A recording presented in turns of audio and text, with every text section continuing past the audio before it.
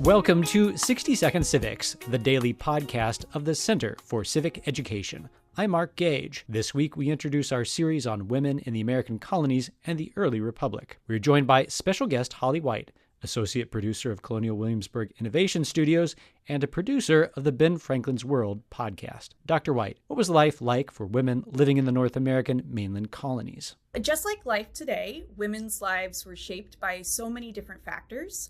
Race and class probably would have been the most important factors because these identities often shaped a woman's legal status, meaning whether they were free, indentured, or enslaved.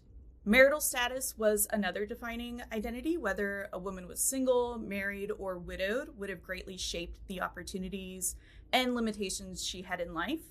The region a woman lived in would have also significantly shaped her daily life. The northern colonies were very different from the middle colonies, which were very different from the southern colonies. Each had their own climates, demographics, populations, and laws. And well-established cities were very different from rural or frontier communities.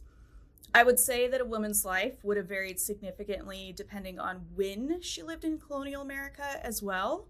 I think it would be safe to say it was much harder to live in the early years of colonization when everything had to be made by hand or was incredibly expensive to import versus if one lived in the mid-18th century when British American colonists had become full-on consumers of imported British goods, and even the most luxurious items were relatively easy to come by.